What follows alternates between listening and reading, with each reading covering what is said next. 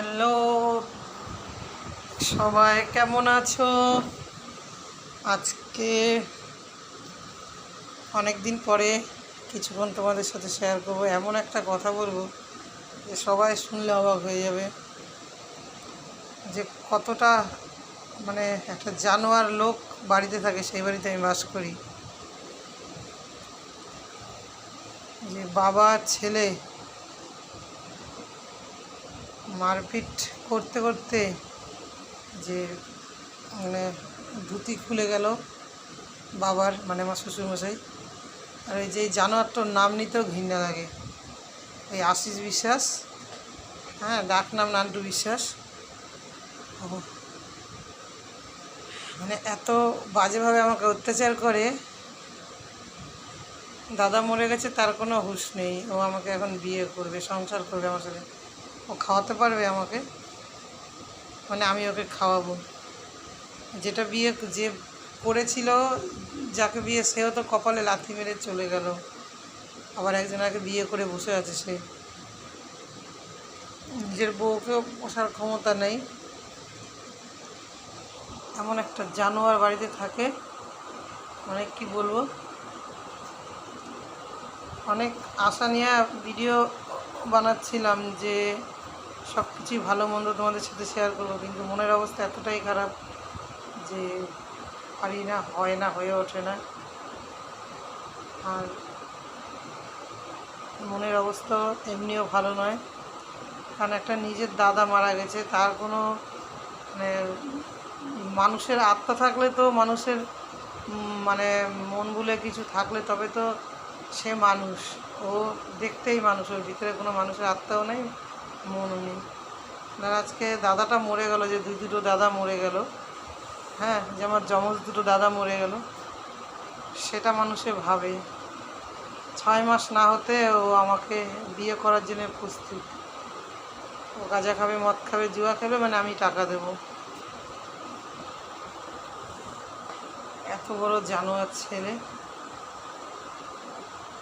18-20 বছর বয়স থেকেই তো মানে 2 নম্বরির মধ্যে, 2 নম্বরের সঙ্গে যুক্ত।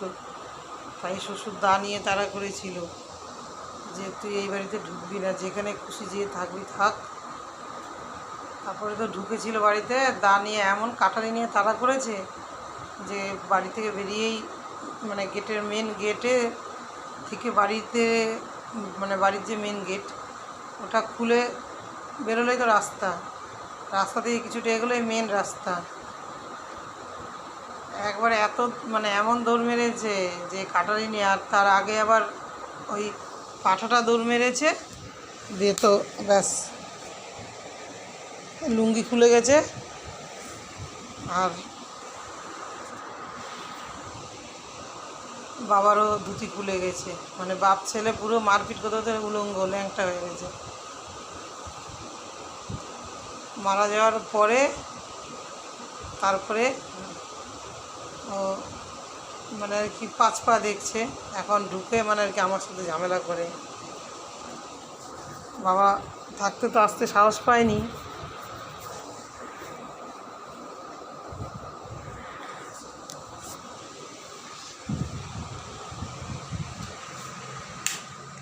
কারণ খেতে বসে ভাবলাম যে তোমাদের সাথে আজকে কিছুটা সময় শেয়ার করবো, কিন্তু কথাটা মনে পড়লো, ছেলেকে বললাম তো ছেলে তো শুনে হাসছে, যে সেটা আবার কেমন কি কথা, যে আমার দাদু মারতে গেছে, কাকা লুঙ্গি খুলে পড়ে গেছে, ল্যাংটো হয়ে গেছে। হ্যাঁ, বলে তোমাকে কে বললো? না কেন, আশেপাশের লোকই বলেছে। তারপরে তোর বাবাকে জিজ্ঞেস করলাম, তোর বাবা বললো যে হ্যাঁ। তখন তো ছেলে মানে কি বলবো, এত হাসতে শুনে। এত বড় জানোয়ার, অসভ্য, মানে আমাকে শান্তিতে বাঁচতে দিচ্ছে না, জীবনটাকে শেষ করে দিল।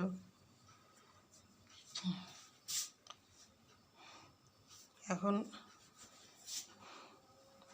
যাব একটু বাড়িতে, খাওয়া দাওয়া হয়ে গেল। তো সবাই ভালো থাকবে, আর তোমরা সবাই আমার জন্য ভালো একটু কামনা করবে। আর যার বাড়িতে এত অসভ্য মানুষ থাকে তার যে কি অবস্থা হয় মানে সে নিজেই জানে, যে গাঁজা মদ জুয়া কোনোটাই বাকি নেই, জোর জুলুম করবে, 2 নম্বরই লোক নিয়ে এসে বাড়িতে শাসাবে, মানে ওর কথা শুনতে হবে। তো একটুখানি চাপেই আছি, মানে তোমাদের সাথে যে ভালো মন্দ কিছু শেয়ার করার ইচ্ছে থাকলেও মানে আমার উপায় নেই আর কি, মনের অবস্থাটা ভীষণই খারাপ।